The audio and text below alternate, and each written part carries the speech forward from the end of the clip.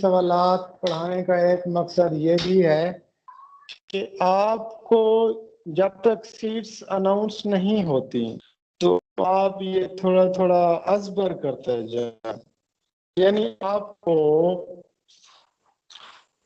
سوال کا جواب زبانی آنا چاہیے۔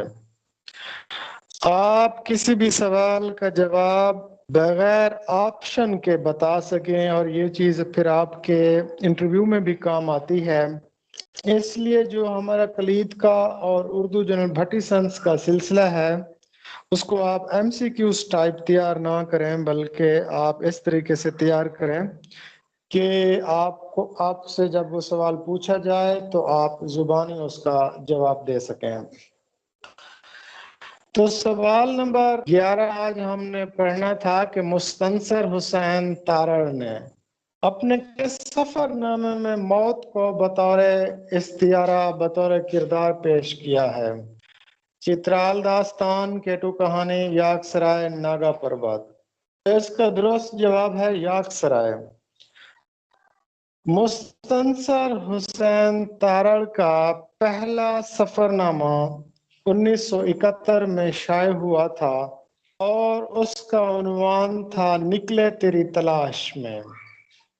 پھر ان کا دوسرا سفر نامہ تھا اندلس میں اجنبی۔ پھر سفر 42 برسوں تک جاری رہا سفر نامہ نگار، اور اب تک مستنصر حسین تارڑ 30 سفر نامے لکھ چکے ہیں، جن میں سے صرف 12 سفر نامے شمالی علاقہ جات کے متعلق ہیں۔ اتنے زیادہ سفر کرنے کی وجہ سے گلگت بلتستان میں ایک جھیل کو تارڑ جھیل کا نام دیا گیا ہے۔ اگر یاک سرائے کی بات کی جائے تو مستنصر حسین تارڑ کا شمالی علاقے کا یہ سفر نامہ ہے جو 1997 میں شائع ہوا تھا۔ اس میں کیٹو سر کرنے والے پہلے پاکستانی اشرف امان کا شکریہ ادا کیا گیا ہے اس سفر نامے میں۔ یہ سفر نامہ کرومبر جھیل تک یاکس کہتے ہیں پہاڑی بیل کو، وہاں تک ایک کرومبر جھیل تک پہنچنے کا ایک سفر نامہ ہے، اس کا ایک احوال ہے۔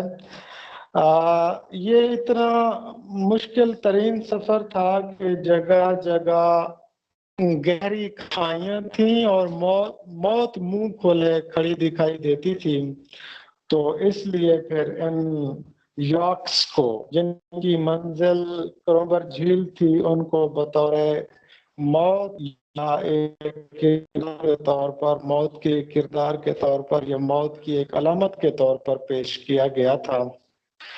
اس سفر نامے کو اگر آپ دیکھیں تو اس سفر نامے کا پہلا باب ہے محبت۔ کیسی محبت؟ وہ محبت جو پہاڑوں میں پنپتی ہے اور پہاڑوں سے ہوتی ہے۔ اسی طرح شام بشام، مارخور وغیرہ یہ دیگر عنوانات ہیں۔ اس کے بعد آج ہم نے پڑھنا ہے ادبی معلومات کا سیٹ نمبر 24۔ اس کی پہلی معروضی ہے کار آشیاں بندی۔ یہ 2017 کے لیکچرر کے پیپر میں یہ سوال پوچھا گیا تھا کہ کار آشیاں بندی کے کیا معنی ہیں؟ کار آشیاں بندی کا مطلب ہوتا ہے گھونسلہ بنانا۔ آشیاں بندی، آشیاں کہتے ہیں گھونسلے کو، کار کا مطلب ہوتا ہے کام، کار آشیاں بندی یعنی گھونسلہ بنانے کا عمل۔ اس 2017 میں جو پیپر بنایا گیا تھا وہ پنجاب یونیورسٹی میں ایم فل کا ایک تھیسس ہوا تھا۔ بال جبریل کے اندر جو صنائع اور بظائر کا استعمال کیا گیا ہے، تو میں نے پھر وہ تھیسس پڑھا تو 2 سوالات اس تھیسس میں سے سلیکٹ کیے گئے تھے۔ یہ ایک لفظ ہے کاریاشیاں بندی یعنی گھونسلہ بنانا. یہ لفظ اقبال کی ایک غزل ہے، بال جبریل کی غزل نمبر 10. وہاں سے یہ لفظ لیا گیا، یہ ترکیب وہاں سے لی گئی تھی. متاع بے بہا ہے درد و سوز آرزو مندی، مقام بندگی کر مقام بندگی دے کر نہ لوں شان خدا بندی. تیرے آزاد بندوں کی نہ یہ دنیا نہ وہ دنیا، یہاں مرنے کی پابندی وہاں جینے کی پابندی. یہ سوال بھی پوچھا گیا تھا. گزر اوقات کر لیتا ہے یہ کوہو بیاباں، کہیں کے لیے ذلت ہے کار آشیاں بندی. یہ فیضان نظر تھا یا کہ مکتب کی کرامت تھی، سکھائے کس نے اسماعیل کو آداب فرزندی. میری مشاطگی کی کیا ضرورت حسن معانی کو، کہ فطرت خود بخود کرتی ہے لالے کی ہنا بندی. تو اس غزل کو تھوڑا سا دیکھ لیتے ہیں. پہلا شعر جو تھا نا، متاع بے بہا ہے درد و سوز آرزو مندی، مقام بندگی دے کر نہ لوں شان خدا بندی. اس شعر کا ایک سادہ سا مفہوم یہ ہے، اقبال کہتے ہیں کہ اب ابدیت کے بدلے میں مجھے شان خدا بندی بھی گوارا نہیں. یعنی یہاں انسان ہونے کی فضیلت کو بہت زیادہ بیان کیا گیا ہے. پھر کہا گیا ہے کہ تیرے آزاد بندوں کی نہ دنیا نہ وہ دنیا، یہاں مرنے کی پابندی وہاں جینے کی پابندی. تو اس شعر کا جو موضوع ہے وہ آزادی، آزادی کی قدر و قیمت بتائی گئی ہے. اور دوسرا زندگی کے قید ہونے کے متعلق بتایا گیا ہے کہ زندگی یہاں بھی قید میں ہے، اس کے بعد عالم برزخ میں بھی قید میں ہوگی، اس کے بعد پھر جب قیامت کے بعد جنت دوزخ کا تعین ہوگا تو اس وقت بھی قید میں ہوگی. تو یہ زندگی کا ایک فلسفہ بیان کیا گیا ہے کہ زندگی ایک مسلسل سفر ہے اور یہ قید کا سفر ہے. اچھا، اس کے بعد پھر گزارت کر لیتا ہے یہ کوہ بیاباں میں کہ شاہین کے لیے ذلت ہے کار آشیاں بندی. اب آپ سب کے علم میں ہے کہ شاہین ایک علامت کے طور پر استعمال ہوا ہے. شاہین استعارہ، شاہین کی علامت، یہ مرد مومن کا استعارہ ہے. اور دیکھیں شاہین کے پاس پاور ہوتی ہے، وہ کہیں بھی اپنا گھونسلہ بنا سکتا ہے، لیکن وہ کیا کرتا ہے بیاباں میں اونچی جگہ پر اپنا ٹھکانہ بناتا ہے. تو اقبال کے کہنے کا مقصد یہ ہے کہ جو مرد مومن ہے وہ پر آسائش زندگی کو چھوڑ کر، وہ زندگی کی آسائشوں کو چھوڑ کر مشکلات کا راستہ اپناتا ہے. یعنی جو دانا ہے، بصیرت رکھتا ہے، درویش ہے، وہ شاہین کی طرح الگ آشیانہ بناتا ہے. اب یہاں الگ آشیانہ سے مراد یہ نہیں کہ وہ اپنا، جیسے عیسائیوں میں رہبانیت ہے کہ وہ بالکل دنیا داری کو چھوڑ دیتے ہیں، نہیں، یعنی دنیا میں رہ کر آپ نے دنیا کی آسائشوں میں نہیں پڑنا. یہ تھا، یہ فیضان نظر تھا یا کہ مکتب کی کرامت تھی، سکھائے کس نے اسماعیل کو آداب فرزندی. اب یہ بڑا خوبصورت شعر ہے اور بڑا مشہور عام شعر ہے. اس میں اقبال کہتے ہیں کہ کسی بھی شخص کی تعلیم و تربیت اور کردار کے لیے دو چیزیں بڑی اہم ہوتی ہیں. ایک استاد یعنی دوسرا مکتب یعنی کہ درس گاہ. استاد میں نے اس لیے کہا کہ فیضان نظر استاد بھی دے سکتا ہے، باپ بھی دے سکتا ہے، کوئی پیر و مرشد بھی دے سکتا ہے، کوئی باشعور شخص بھی دے سکتا ہے، کوئی شاعر بھی دے سکتا ہے، کوئی مصور بھی دے سکتا ہے. یعنی دنیا میں ایک ایسا شخص جو آپ کو فیضان نظر دے، جو آپ کو اپنے خیالات سے مستفید کرے. دوسرا مکتب یعنی وہ درس گاہ جہاں آپ علم حاصل کرتے ہیں.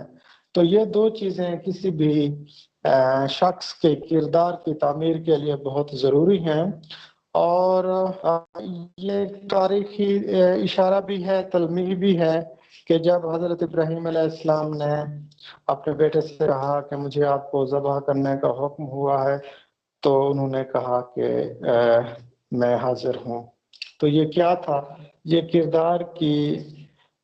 کردار کی نمائندگی کرتا ہے کہ ان کی تعلیم و تربیت بڑی شاندار کی گئی تھی۔ آخری شعر ہے، میری مشاطگی کو کیا ضرورت حسن معانی کو، کہ فطرت خود بخود کرتی ہے لالے کی ہنا بندی۔ یعنی میری مشاطگی کو کیا ضرورت حسن معانی کی، یعنی کہ میرا جو کلام ہے، یہاں مشاطگی سے مراد ہے شاعری۔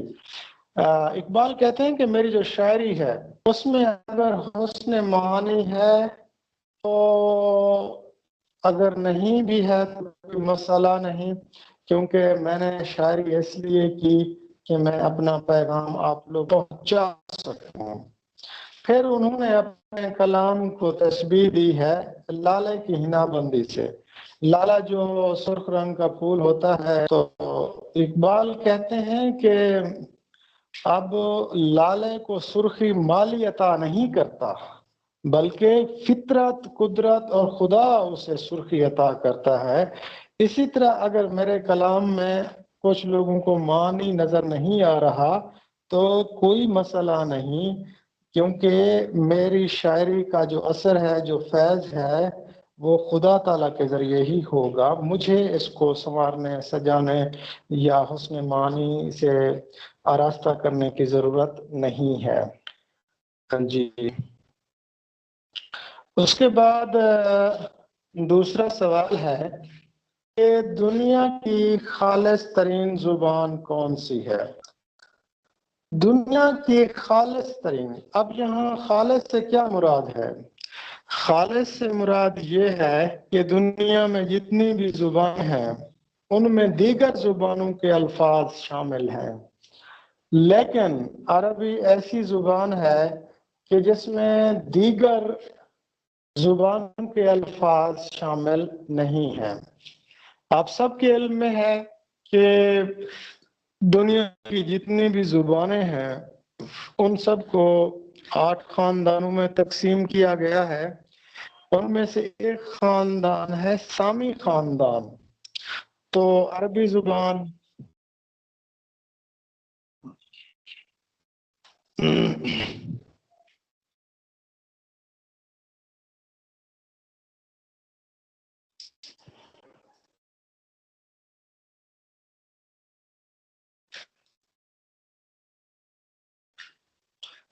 تو ان میں سے عربی زبان کا تعلق سامی خاندان سے ہے۔ سامی خاندان کی اور بھی زبانیں ہیں، جیسے عبرانی ہو گئی۔ تو یہ جو عربی زبان ہے یہ قدیم ترین زبان ہے، اور عربی کے تقریباً 3 ادوار ہیں اس زبان کے ارتقاء کے۔ کچھ مفسرین کہتے ہیں کہ حضرت آدم علیہ السلام کو اللہ تعالیٰ نے جو زبان سکھائی تھی وہ عربی زبان تھی، لیکن جدید تحقیق کے مطابق قدیم ترین زبان عبرانی زبان ہے، اور پھر کا آغاز حضرت اسماعیل علیہ السلام کے دور سے ہوتا ہے۔ کہا جاتا ہے کہ اس وقت 450 ملین لوگ عربی زبان بولتے ہیں۔ عربی میں کل 29 حروف تہجی ہیں، اگر حمزہ کو بھی شامل کیا جائے، کیونکہ وہ حمزہ کو بھی شامل کرتے ہیں، ہم حمزہ کو شامل نہیں کرتے، تو حمزہ سمیت 29 اس کے تہجی ہیں، اور یہ دنیا کے تقریباً 66 ممالک میں عربی بولی جاتی ہے۔ دنیا کی خالص ترین زبان ہے، اس میں اس کا ذخیرہ الفاظ بھی بہت زیادہ ہے، اور آپ دیکھ لیں تقریباً 6.5 لاکھ تو میرے خیال میں اس کا ہے انگریزی زبان کا ہے، اور سب سے زیادہ تو پھر چائنیز زبان کا ہے۔ عربی زبان کے چند لہجے بھی ہیں. یہ جو ہم ولازالین اور ولادوالین پڑھتے ہیں نا، تو یہ بھی بنیادی طور پر عربی زبان کے لہجے ہیں. اچھا، ایک لہجہ ہے اس کا عربی کا انا. بنو تمیم جو ایک قبیلہ تھا، یہ کیا کرتے تھے کہ اگر کسی لفظ کے آغاز میں الف ہوتا یا حمزہ ہوتا، یہ اس کو این سے تبدیل کر دیتے. این سے، جیسے کوئی لفظ لکھا ہوا ہے نا، ان کا الف نون کا، اس کو یہ این میں تبدیل کر دیتے. اچھا، اسی طرح آج اجا، یہ ایک دوسرا ان کا لہجہ، یہ آخری لفظ کو جی میں تبدیل کر دیتے، جیسے ماں کو ماج بول دیتے.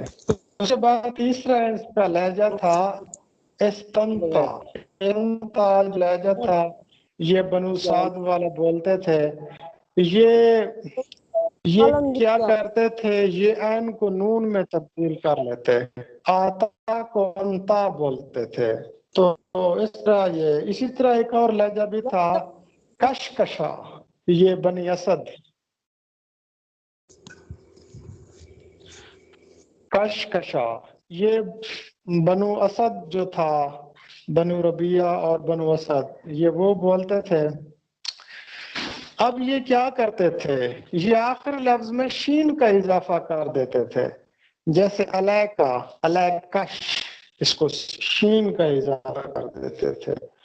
تو اس طریقے سے مختلف جو لہجے رہے ہیں، لیکن لہجے اگرچہ مختلف رہے ہیں لیکن زبان ہمیشہ ایک رہی ہے، اور بڑی فصیح و بلیغ زبان تھی، اور عرب کو اپنی زبان دانی پر فخر تھا. اس لیے وہ باقی جو دنیا کی زبانیں تھیں ان کو عجم کہتے تھے. عجم کا مطلب ہوتا ہے گونگا، عجمی. اس کے بعد تیسری کتاب ہے ادبی زاویے، یہ ڈاکٹر گوہر نوشائی کی تصنیف ہے. اس کو ڈیٹیل سے پڑھنے کی ضرورت نہیں ہے. اس کے بعد ہے مرزا پیر کے مقابلے میں میر انیس بڑا شاعر ہے. یہ آپ سب کو علم ہے کہ شبلی نعمانی نے موازنہ انیس و دبیر میں انیس کے حق میں ڈنڈی ماری تھی، اور انیس کو بڑا شاعر ثابت کیا تھا. اس کے بعد نیکسٹ مروزی ہے مولوی عبدالحق کو بابا اردو کا لقب کس نے دیا تھا. یہ جامعہ عثمانیہ کے ایک طالب علم تھے محمد یوسف، انہوں نے مولوی عبدالحق کو بابا اردو کا لقب دیا تھا. اچھا، اس کے بعد بابا ثانی، یہ میرے خیال میں ڈاکٹر سید محمد عبداللہ کو بھی کہا جاتا ہے. نیکسٹ مروزی ہے حسب حال، خبرناک، خبردار، خبرزار جیسے پروگرام کون پیش کرتے ہیں آفتاب اقبال. اصلاح سخن کی روایت ابتدا سے رہی ہے، اور غالب پر بھی بہت یہ اعتراض لگایا جاتا تھا کہ یہ بے استادہ ہے، اس کا کوئی استاد نہیں ہے. اور اقبال نے بھی اصلاح سخن لی تھی، داغ دہلوی سے لی تھی. تو اصلاح سخن کے اجزاء کیا ہے؟ آپ نے یا کسی شاعر نے کوئی شعر لکھا، اس کے اندر استاد سخن نے تبدیلی کی، اور تبدیلی کے بعد اس کی توجہ بھی بیان کی. تو یہ اس کے اجزاء ہیں اصلاح سخن کے. 8واں سوال ہے کہ قرۃ العین حیدر، صالح عابد حسین، سجاد ظہیر اور رضیہ سجاد ظہیر کا مدفن کہاں ہے؟ تو یہ تمام لوگ جامعہ ملیہ اسلامیہ کے قبرستان میں سپرد خاک ہیں. اس کے بعد نیکسٹ معروضی ہے، جی میڈم صاحب، فراق گم شعلہ احساس کے مرتبہ کون ہے؟ یہ یوسف ظفر ہیں جنہوں نے 27 اپریل 1945 میں شعلہ ساز فراق گورکھپوری کا یہ شعری مجموعہ مرتب کیا تھا، اور اس کا دیباچہ بھی یوسف ظفر صاحب نے خود لکھا ہے۔ یہ دیباچہ میں نے پڑھا ہے۔ شب وصال کے بعد آئینہ تو دیکھ ہے دوست، تیرے جمال کی معصومیاں نکھر آئیں۔ تو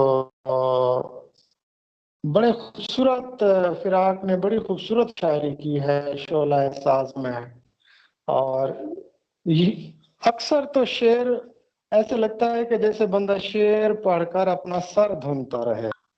تو اس کے بعد پھر یہ جو شعلہ ساز شعری مجموعہ تھا، اس کا جو انتصاب تھا وہ پتہ ہے کن لوگوں کے نام تھا؟ وہ اس کا انتصاب ان لوگوں کے نام جو غزل اور نظم دونوں میں شاعری کی دیوی کو جلوہ گر دیکھتے ہیں۔ یہ ان کا مکتبہ اردو لاہور سے شائع ہوا تھا شعلہ ساز، اور یوسف ظفر صاحب نے اس کو مرتب کیا ہے، اور عرض مرتب کے عنوان سے اس کا دیباچہ بھی لکھا ہے۔ فراق گورکھپوری کے متعلق تو آپ جانتے ہی ہوں گے کہ کے متعلق خواجہ احمد فاروقی نے کہا تھا، اگر فراق نہ ہوتے تو ہماری غزل کی سرزمین بے رونق رہتی۔ اور فراق کا اصل نام بھی اکثر پوچھ لیا جاتا ہے، رگھوپتی سہائے۔ یہ 1896 میں گورکھپور میں پیدا ہوئے تھے، اور ان کے والد پیشے کے لحاظ سے وکیل تھے، اور مزید آپ ان کو پڑھ سکتے ہیں۔ ان کا ایک ہی بیٹا تھا، اکلوتا بیٹا تھا، کہ جس نے 18 سال کی عمر میں خودکشی کر لی تھی، گورکھپوری کے بیٹے نے۔ اچھا، اگر فراق کی تھوڑی سی شاعری کو دیکھ لیں، اس کا تنقیدی جائزہ لے لیں، فراق کا تعلق 20ویں صدی سے تھا، اور فراق نے تھوڑا سا جو ایک روایتی کلچر تھا شاعری کا اس کو چینج کیا، یعنی کہ شاعری کا جو روایتی مزاج تھا اس کو بدلا۔ اب اردو شاعری میں مرد اور عورت کے وصال کا تذکرہ تھا، لیکن یعنی کہ مرد اور عورت کے جسم کے ملاپ کا تذکرہ آپ کو اردو شاعری میں دکھائی دیتا ہے۔ یعنی کہ تصور عشق بھی یہی تھا، ہجر و وصال کے قصے یہ بنیادی طور پر یعنی دو جسموں کے ملاپ کی بات کی جاتی تھی، لیکن فراق وہ پہلے شاعر ہیں جنہوں نے دو ذہنوں کی بات کی۔ وہ کہتے ہیں کہ وصال یہ نہیں کہ دو جسم آپس میں ملیں، بلکہ وصال یہ ہے کہ دو ذہن آپس میں ملیں۔ فراق اکثر کہا کرتے تھے کہ اردو ادب نے ابھی تک عورت کو جنم نہیں دیا۔ یہ ان کا بڑا خوبصورت سا جملہ تھا کہ اردو ادب نے ابھی تک عورت کو جنم نہیں دیا۔ ٹھیک ہے جی، اردو زبان میں شکنتلا، ساوتری اور سیتا جیسے کردار تو موجود تھے، مگر ادب کا دیو ان کو دبائے ہوئے تھا، یعنی ان کی رومانوی اور ثقافتی حیثیت الگ الگ تھی۔ اور ایک تو انہوں نے دو ذہنوں کے ملاپ کا تذکرہ کیا، دوسری بات یہ ہے کہ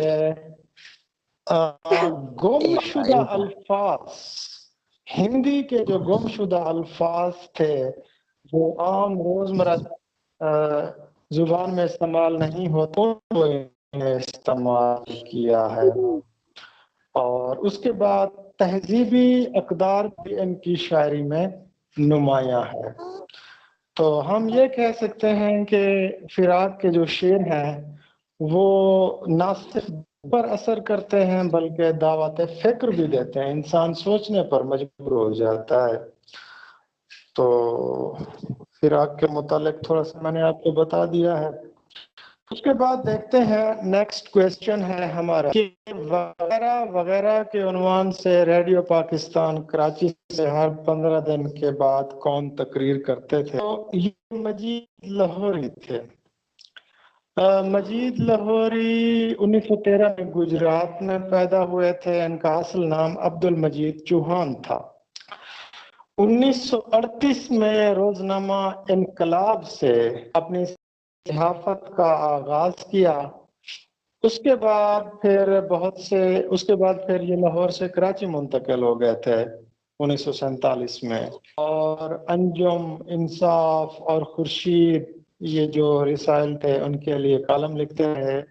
اچھا، ان کا ایک کالم بڑا مقبول ہوا تھا جو روزنامہ جنگ میں شائع ہوتا تھا، اور اس کا عنوان تھا حرف و حکایات۔ یہ حرف و حکایات کے عنوان سے احمد ام قاسمی نے بھی اور چراغ حسن حسرت نے بھی کالم نویسی کی ہے۔ بعد میں انہوں نے اپنا ایک رسالہ جاری کیا تھا جس کا عنوان تھا نمکدان۔ یہ ایک 15 روزہ رسالہ تھا۔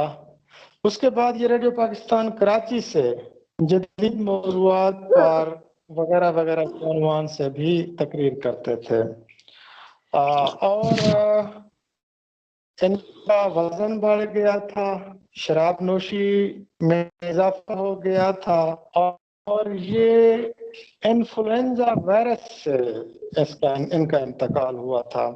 تو کہا جاتا ہے کہ اردو ادب میں وائرس سے وفات پانے والے سب سے پہلے ادیب بھی مجید لاہوری ہیں۔ جی، اس کا نیکسٹ کویسچن ہے اردو میں خواتین کا ادب۔ آپ کو پتہ ہے کہ اردو میں جو خواتین کا ادب ہے وہ پوری روایت ہے، آپ یہ پوری روایت بتانی پڑے گی، ایسے مجھے مزہ نہیں آتا۔ اچھا خیر، میں بتا دیتا ہوں آپ کو کہ اردو ادب میں جو خواتین نے جب لکھنا شروع کیا تو ہم دیکھتے ہیں کہ اردو ادب میں شاعری تو لطف النساء امتیاز اور ماہلکہ چندربائی نے شروع کر دی تھی، لیکن اس کے بعد جو باقاعدہ نثری ادب کا آغاز کیا تھا وہ تھا اصلاح النساء پہلا ناول۔ یہ رشیدۃ النساء نے لکھا تھا اصلاح النساء۔ 1869 میں ڈاکٹر نذیر احمد نے لکھا، لیکن اس خاتون نے یہ محسوس کیا کہ ڈپٹی صاحب چونکہ مرد ہیں اس لیے بہت سی ایسی باتیں ان سے چھوٹ گئی ہیں جو صرف ایک عورت ہی بیان کر سکتی ہے۔ پھر انہوں نے ڈپٹی نذیر احمد کے ناول میرات العروس کو سامنے رکھتے ہوئے ناول لکھا تھا اصلاح النساء 1881 میں، اور نثر میں نسوانی ادب کا نقطۂ آغاز بھی اسی ناول کو کہا جاتا ہے، رشیدۃ النساء کے ناول اصلاح النساء کو۔ یوں اردو کی پہلی خاتون ناول نگار اصلاح النساء ہے، اور اس ناول کے دیباچے میں بھی انہوں نے ڈاکٹر نذیر احمد کا شکریہ بھی ادا کیا ہے۔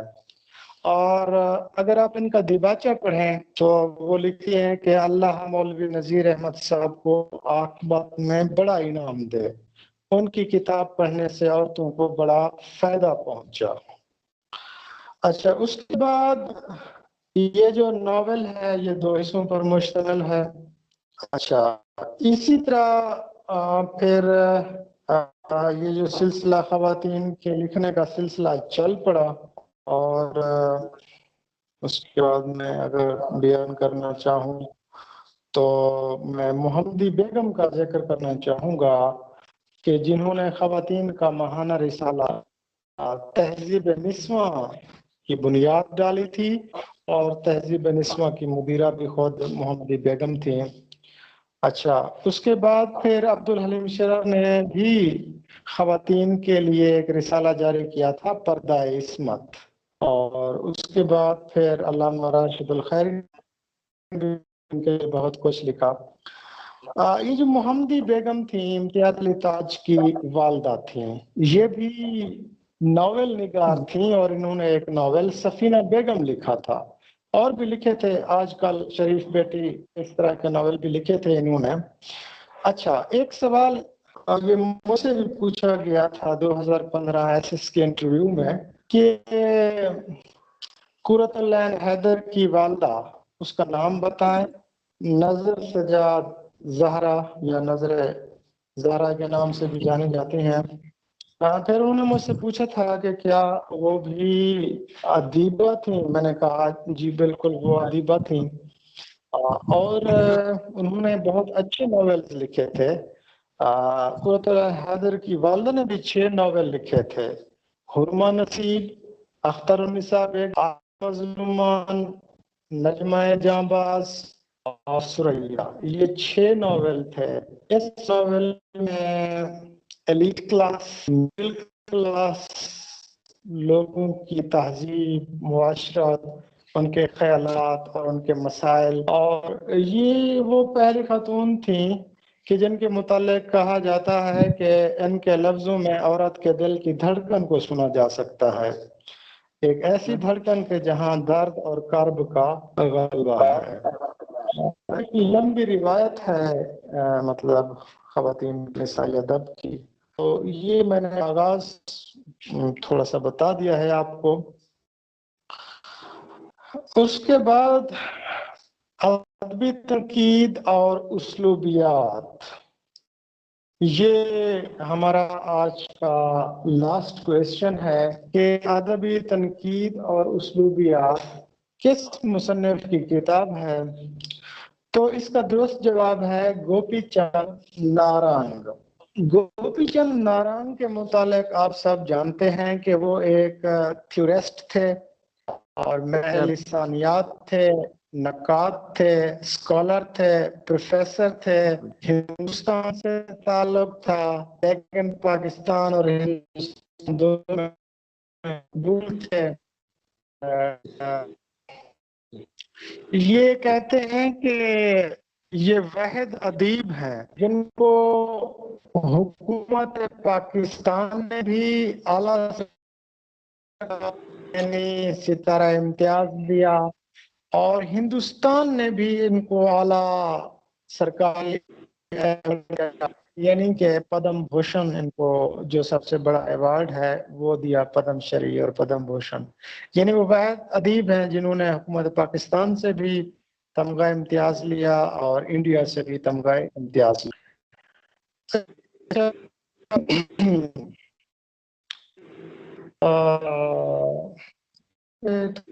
سر ڈیٹیل میں نہیں جاتے.